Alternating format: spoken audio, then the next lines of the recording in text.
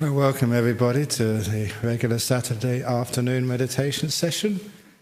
And as usual, those who are coming for the introductory class in meditation, people who haven't meditated much before, that class will be to the room in my right. And it does seem that this is also going to the beginners class as well. So all of those of you in the beginners class, this is your lucky day. You are now going to learn some wonderful things about meditation, and now the sound is off.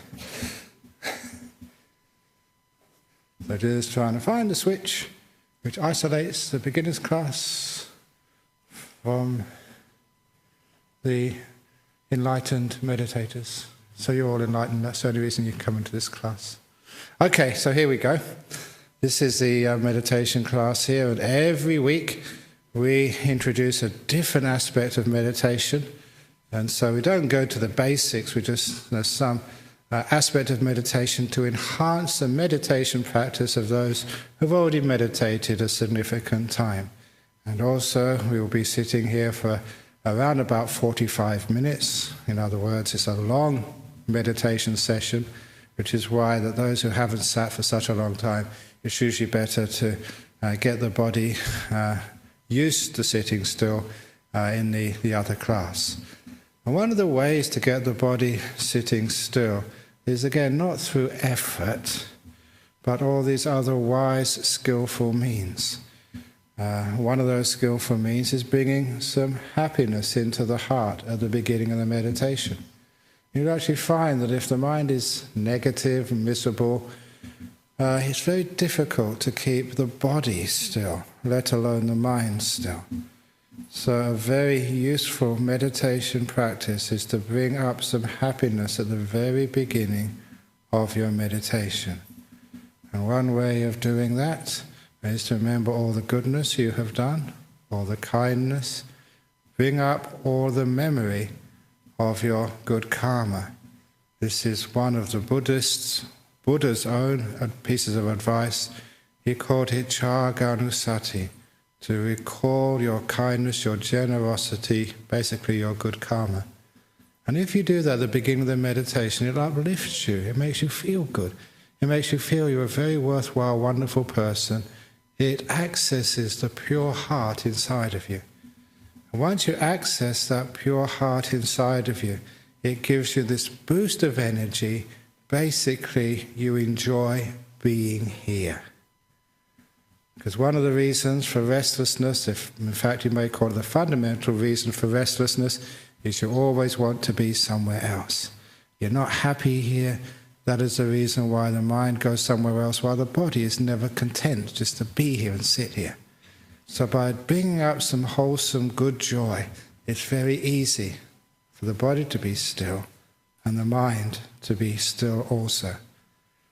So it's a way of deliberately thinking of all the good one has done in one's life. And that also helps later on in the meditation to avoid an obstacle which I alluded to last night in my talk, the lack of self-esteem. And that is an important obstacle to meditation sometimes. You come to a point in your meditation, you're getting peaceful, it's working, you're getting happy, but you think, no, I don't deserve this. Basically, you stop yourself going deeper in meditation. Basically, because you think you don't deserve it.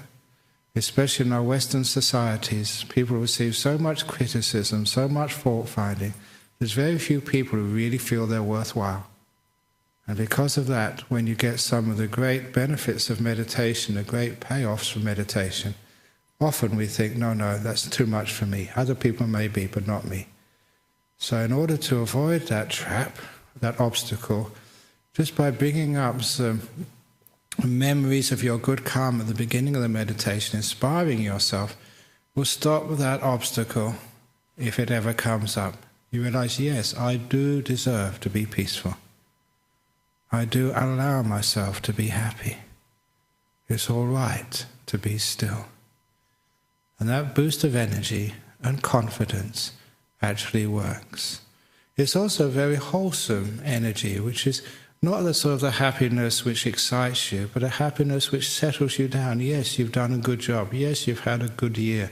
yes, you've done so well so far in your life. It gives you the sense of satisfaction which will bring you enough peace at the beginning of your meditation to take it into even a deeper state of peace. And similar to remembering all of your good karma which you've done so far, remembering some of the goodness you have done to bring you that joy at the very beginning of your meditation, similar to that is another skillful means which I use every now and again, which is deliberately recollecting the most peaceful time of your life so far. Each one of us has had a few moments in our life, hopefully more than just a few, but at least a few, where maybe just on some holiday or by the beach or in the mountains or by a lake somewhere, and you remember that you sat down on some bench by a lake and you realize you don't want to be anywhere else in the whole world at that time. You're so at peace, so calm, so free. It could be in one of our monasteries or some spiritual place somewhere in the world. The time when you felt the most peace. And what you do by just recollecting that memory, an echo of that peace comes back into your mind. And from that echo of peace in your mind, you can build on that and take the mind into a very deep meditation. In fact, a good way of doing that is to not just think about what's the most peaceful time, but visualize it with as many details as you possibly can conjure up.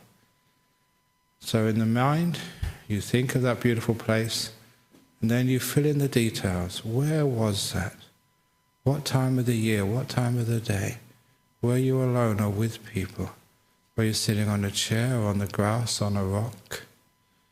Was it warm? Was it cold? What was the scenery like around? What was there in the morning? What was there afterwards in the evening? Because the more times you build up detail of the most peaceful experience you've ever had in your whole life, the more mental effort you put in to picturing that most peaceful moment, the more you are reinforcing the memory of peace, the more it is establishing itself in your mind. Until after a couple of minutes, it's not good to use the mind forcefully like that for too long. After a couple of minutes, you can let go of that memory and the details disappear. But the peace of that time, at least a significant portion of it, remains in your mind. You take some of that peace and then you begin your meditation and you're way ahead simply because you have that seed of peace in the mind from the very beginning. And that's a skillful means which is very helpful for everybody to use, because everybody has had times of peace. And it's also, it just instructs the mind what this peace actually feels like and what it is. And once you understand what the goal is, this peace, this stillness, this calm, it makes it very clear to you what the path to such a destination must be.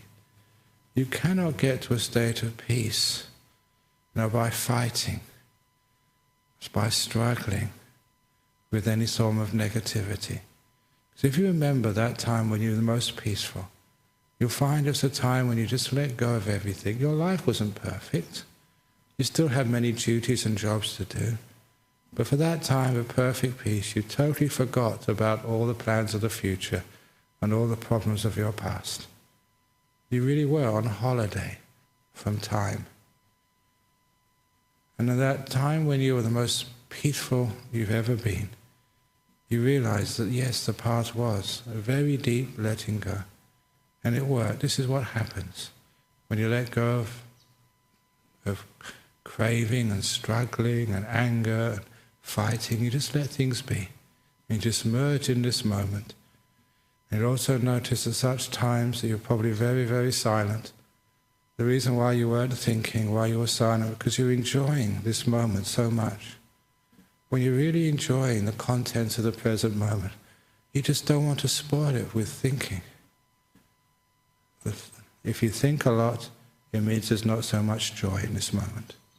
The more joy there is, the more appreciation of peace, the less likely is there to have thoughts which drag you backwards and forwards. So from that memory of the most peaceful time in your life so far, you also get a lot of understanding of the path into peace. So keeping that feeling of peace in your mind from the beginning, you'll find the mind will not stray along those paths which destroy the peace. The path of struggle, the path of judgment, the path of thinking too much. You will take that peace, protect it, and make it stronger and deeper. That's why just getting a memory of peace at the very beginning shows you the direction and keeps you on the path. So that's just a little bit of advice about empowering or purifying the mind by the remembering of some of the good karma you've done and all the kindness and generosity you've done in the past. And also giving that feeling of self-worth that yes, you do deserve to get into deep meditation. It is okay for you to have happiness and peace. And then remembering some of the times you've given yourself some peace, some deep peace. Remembering what it was like. So it shows you again what you should do, or rather not do, to get into the deep places of meditation again. So that's the beginning advice. So now we can start our meditation. So those of you who are not already sitting down, or on a chair or cushion, wherever, please get your body nice and comfortable. And again, this is the meditation, the ongoing class. Those of you who are here for the first time, please remember that this is going to be a 45-minute meditation. So if it's a newcomers, please go to the room next door, where it is the Introduction to Meditation class. So, sitting down, close your eyes. And with the eyes closed,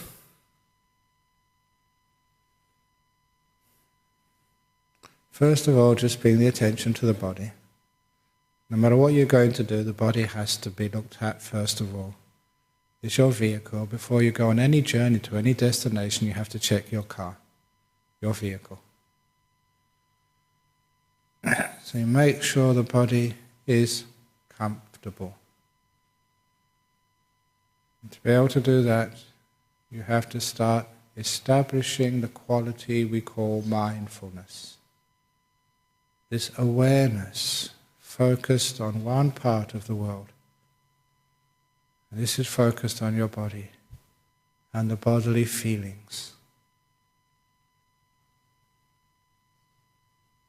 When you focus on the body, excluding everything else, because you literally have more space in your brain to deal with the sensations of the body, you can see them more clearly.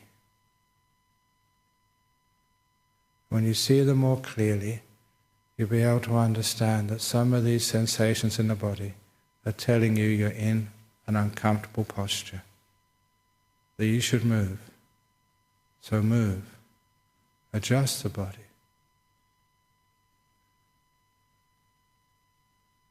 And don't be careless. Adjust the body once, adjust the body twice, 3 times. Doesn't matter how many times. Because you care for your body. And that carefulness and caring is what will take you into the very deepest of meditations.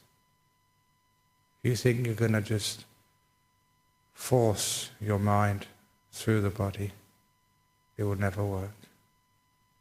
It's not force which works. You have to cooperate with the body rather than treating it like a slave. So be kind to your body. Can you scratch something, move something, cough to make things more comfortable? If so, do so.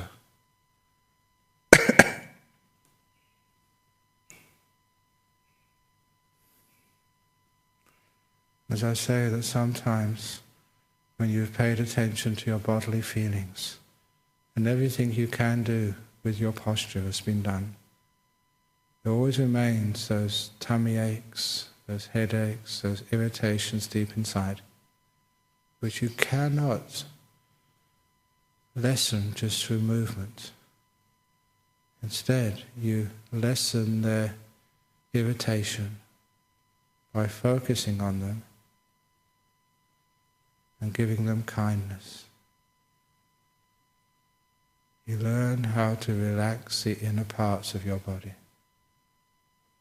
The mindfulness that will show you those feelings changing. Mindfulness gives you feedback. And you'll discover, if you are looking at those irritations, aches and pains with compassion, then the irritability lessens. You recognize that as relaxation, easing off. And you'll find, you'll have the insight from the feedback which mindfulness gives you, that kindness, compassion is the key to relaxing the inner parts of your body.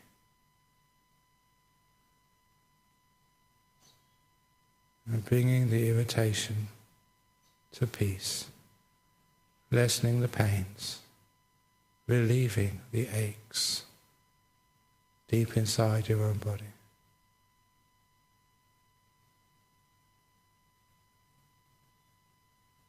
You can't do it just in a few seconds. Sometimes it takes minutes, but it's worthwhile. Mindful of your body sensations, being kind to them, and seeing how relaxed your body can become.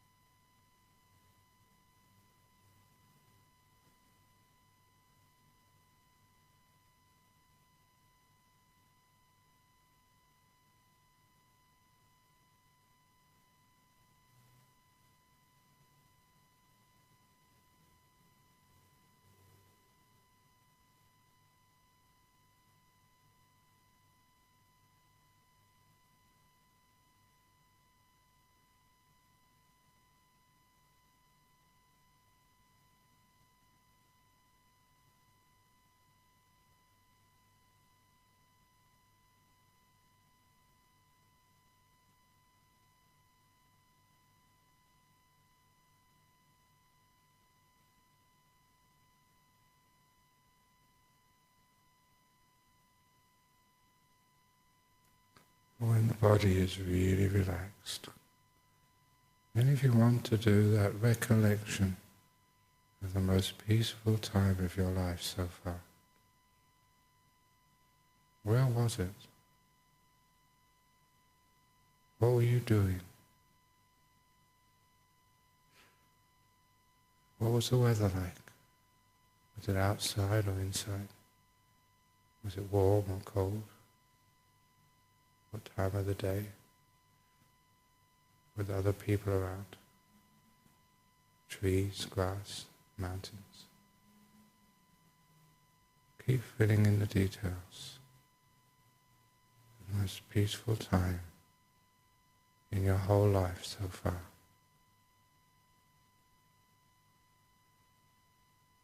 Keep focusing, filling in the details until you start to feel some of that peace again. The mind remembers this beautiful sense of just not wanting to be anywhere else. It's perfectly content, at peace with yourself and the whole world, if only for a few minutes.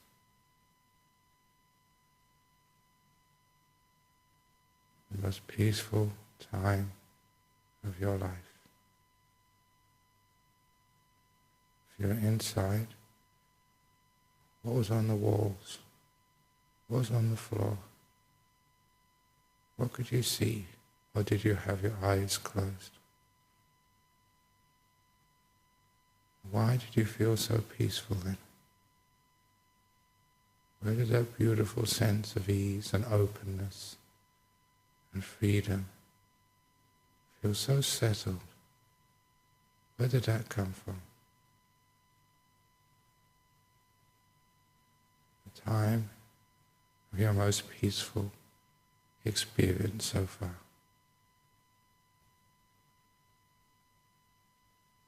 And how beautiful that was.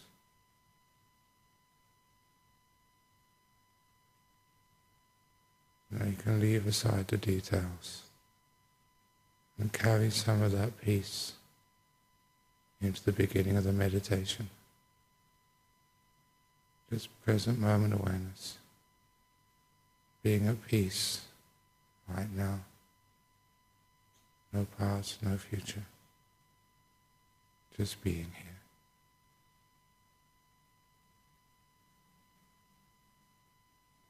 Enjoying the peace of now.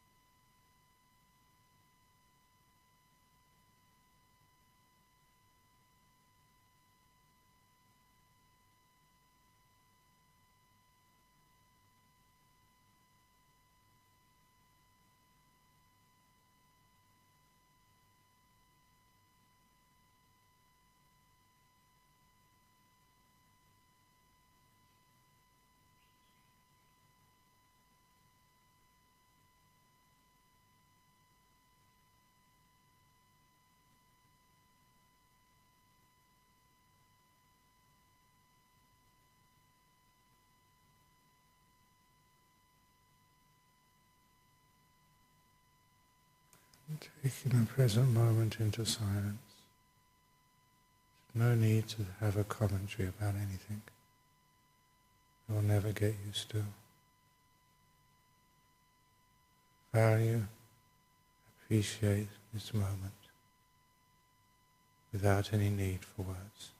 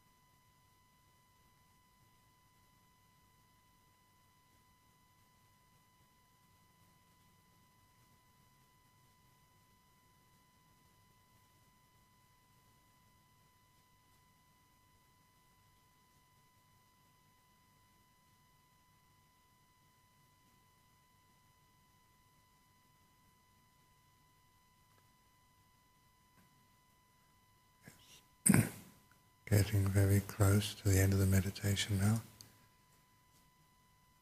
How do you feel?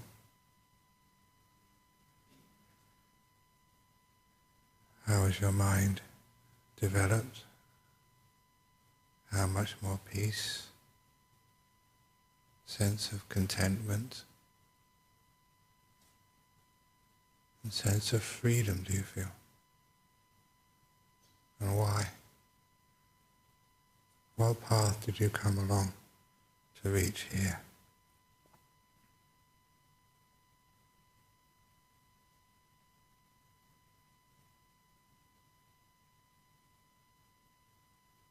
What worked?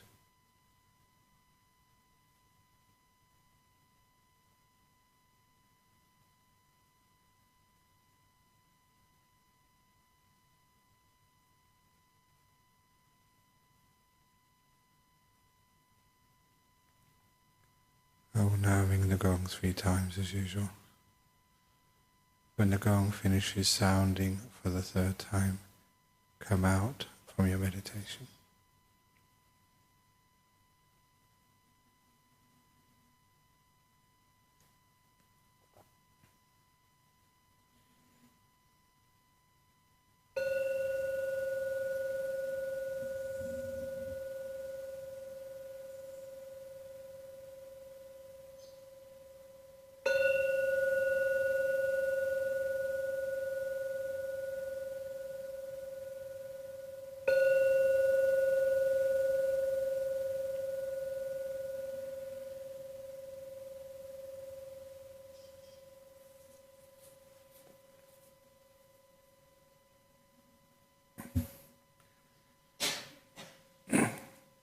Very good.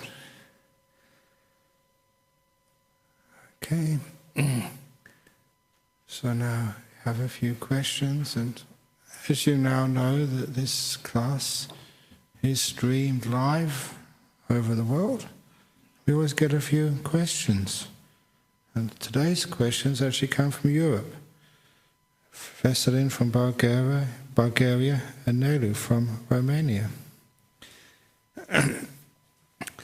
So the first one from Bulgaria: how to overcome the overwhelming habit of constantly thinking and rethinking about one's life, the dialogues in one's mind, which makes meditation almost impossible. The thoughts which come in your mind, the only reason why they continue is because you give them value, because you've convinced yourself they're important and they're going to solve important problems in your life. But when you stand back and examine all the thoughts you've ever had in your life, how many of them have truly worked and fulfilled their promise of solving your difficulties and problems? And how many of those trains of thoughts have just led to other thoughts and more thoughts? They haven't solved problems, they made more problems. It's one of the reasons why the Buddha said that we look upon thoughts not as our friends, but as something which obstructs the clarity of our mind. And when we're still, that's when we see more. That's when we understand more. A simile, which is a very common simile which I use for meditation, is a simile of the lake. If there are waves or ripples on the surface of the lake in the forest, it does not reflect the full moon and the stars above. The image is distorted. But if the lake is perfectly still, we call it glassy still, then the reflection of the moon and stars is perfect, because there's not a ripple on the surface of the lake. And that simile is about your mind. If there's a ripple of thoughts in your mind, it can never reflect the truth of things. You always get distorted images of life and yourself and your problems. When your mind is perfectly still, then it has a perfect reflection, which you can trust. To show I don't make these things up myself, That is the Buddha's teaching of samadhi paccaya yathabhutayana dasana. From stillness, the mind can see things as they truly are. When it's thinking, the mind isn't still. And what you think is true is distorted truth. So the overwhelming habit of constantly thinking is overcome, first of all, by taking away the value of that thinking process and valuing stillness much more. And it is not constant thought.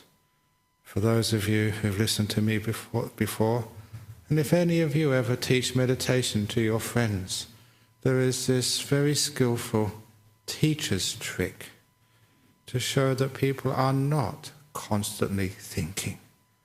You have many moments of awareness with silence. And to prove it, we do this little exercise where I ask the audience, as I hope you will if you're ever teaching meditation, I ask the audience not just to listen to what I'm saying, but also to listen to the reaction you have in your mind as I'm speaking. Because as I'm speaking, you will begin to notice some spaces between my words. In those gaps between my words, what was going on in your mind? You were silent. You weren't thinking because you never knew when I was going to start speaking again. It's a little trick which we use to make people aware what we mean by silent awareness. You're not constantly thinking. The trouble is we give thoughts so much importance, that's all we notice. It's very similar to when you look around this room. You see people, you see chairs, you see carpet and ceiling, monks, Buddha statue behind. But very few people notice the space in this room, which is far greater in volume than the people and things in this room. The space, what's between you and the next person. So you don't notice thoughts, you notice what's between those thoughts. When one thought finishes, and another thought hasn't arisen yet, there is a silent mind. And that's what that little exercise teaches people how to focus on. So number two, you actually understand what silence actually is. And it's there very often in people's life. You just don't notice it when you're not thinking. You haven't looked out for the spaces between your thoughts. So that's the second trick of stopping this thinking mind, is seeing it's not constant at all. There are spaces, notice those spaces. And what happens when you start noticing the spaces between thoughts, the silence in the mind? It's not only promising a much wiser appreciation of yourself and the world, it's also incredibly pleasant. Wasn't that nice? No words, the mind being still. So thirdly, the sheer pleasure of stillness is what will stop the mind thinking. And you get into meditation a lot and notice the quiet spaces in your mind. It's such a much more pleasant place to hang out that after a while you only think when you really have to. You think reluctantly. And most of the wisdom of your life will come from the silence, not from the thoughts. That's where you'll get the answers to the problems of life. Not by thinking about them, but by shutting up and seeing. That's where you get so wise. You all know that we're always talking when other people are talking. One person may be talking with their mouth and you're talking inside your head, which is why you never listen, which is why you never understand even the people you live with. You're constantly talking, thinking, never listening, never seeing. If you want to understand life, you've got to listen to her first. Not talk back at her. Listen to life in silence. It's amazing the information you get. Sometimes when people come and ask me questions afterwards, or they have interviews, whenever, sometimes that's what I've trained myself to do. You talk, I listen. And I really mean I'm silent. I'm not thinking inside. It's amazing what you can pick up when you're totally silent. Some people think it's some psychic powers. I'm reading people's minds. You're not. You're telling me I'm just quiet enough to be able to listen. That's where you get wise. So that's actually how to overcome the overwhelming habit of constantly thinking. Some very powerful little tricks there. You keep doing that, and sooner or later you take away the value and importance of thinking. You'll enjoy the peace much more, and sooner or later you'll spend more time in silence. You'll have a much happier life, and you'll be able to solve many more problems. And the next question from Nelu from Romania. You said many times that not the external events disturb you, but you are disturbing them. How could a gentle and peaceful human being disturb the noisy, rude and aggressive world outside? How you disturb it? This world is just noisy and aggressive. That's its nature. It's like when the dog barks. What do you expect of a dog? That's the nature of dogs, to bark. When the crows caw, caw, caw, that's their nature. That's just what crows do. That's the nature of human beings. They're noisy and disturbing. That's our inherent nature. So what we mean by disturbing the external world is the dog barks, woof, woof, woof. And as soon as it stops barking, the barking carries on inside. Stupid dog. Why did they bark? We should get double glazed windows, soundproof the hall. I'll give a donation. I'll collect some money so we can make it silent. Maybe I know someone in some bikie gang. I'll get a contract out on that dog next door. Okay, we'll shoot him, but it's for the benefit of all the meditators in here. We'll wish it a happy rebirth anyway. But you can think like that. The dog's finished barking a long time ago, but it's still barking in your head. That's what the meaning of that word, being barking mad. We still keep going on and on and on. That's what we mean by disturbing the world. So when you can't change anything, you sit down and be still. And much of the world you just cannot change. You can't even change yourself, for goodness sake. So how do you think you're going to change other people? So that's what you do. You start changing yourself first before you change the world, by not disturbing the world. So you sit here, just like last night. See, that's one of the reasons why. There used to be a sign here, no mobile phones. Last night during the meditation, 2 mobile phones went off. And you think, why can't we tell people that, you've only got 3 strikes and you're out. Third time your mobile phone sort of goes off, you get shot. Would that stop people? But no, if you shoot someone, that's more noise, bang. And it sort of gets worse. And then the cop car comes and there's all sorts of stuff. That's really disturbing. So let's let the mobile phones go. They only last a few seconds. And, look, has that ever happened to you? It had never happened to me because, we don't have mobile phones as monks. It's a very peaceful life. I recommend it. But if you've got a mobile phone, I'm sure those people who've got mobile phones, there's always been 1 or 2 times. It's very embarrassing. It's gone off when it shouldn't have gone off. When you thought you put it on silent mode, but it's gone off. It happens, doesn't it? And the more people you have in this place, the more likelihood of it happening. It's just the world. That's just life. So if the mobile phone goes off, as soon as it stops in my mind as well. It's gone, finished. You don't disturb it. It's the same with your body. Sometimes it aches. My knee ached today. And I looked at it, see, can I relax it? No, can't relax it. So I just left it alone. So, I didn't disturb my knee. My knee never disturbed me. We had a truce, which means we didn't have a war during my meditation. So, it hurts, I must move. No, it's just my knee hurts, that's fine. That's when we don't disturb the world. So yeah, sure, the world is going to be noisy, rude and aggressive sometimes, but that's the nature of the world. So someone can be aggressive at you. You just in one ear, out the other. If they're violent, you learn how to run as fast as you can, or give them compassion, whatever it is. It's amazing stories what you can do to calm people down in aggressive situations.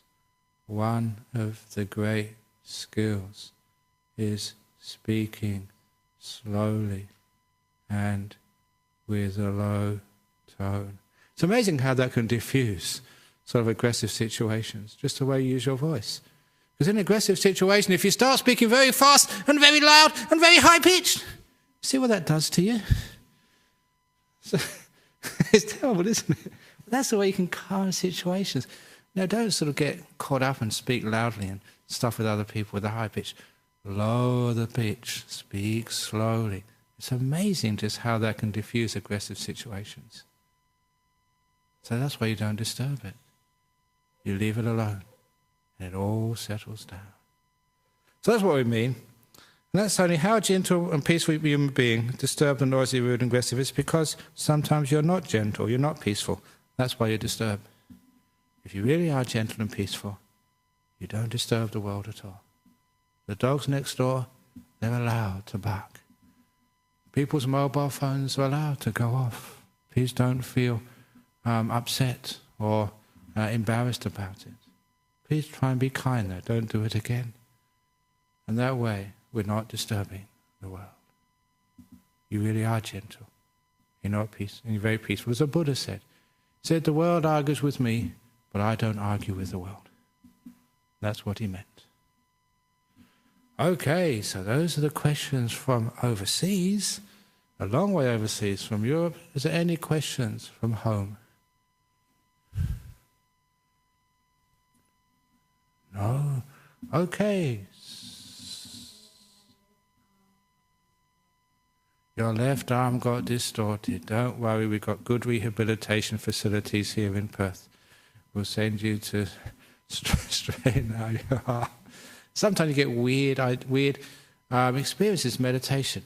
That's one of the talks I gave in the last retreat, experiencing weirdness in meditation. I love weirdness. The stranger the experience, the more I enjoy it. Because it's a very boring life as a monk. So anything weird which happens, any nice weird visions or stuff going on, that's really cool. So if you've got something really weird, enjoy it to the max. And the thing is, it all goes back to normal again afterwards, back to your normal, boring life. So your arm's okay now? Is it still distorted? Unfortunately, it's back to normal again. Never mind. Maybe next time you can do better. Okay, let's get out of here. Well, it's going late. It's almost 20 past. An extra 4 minutes of time here, but no extra charge. Okay, pay respects to Buddha, Dhamma, Sangha.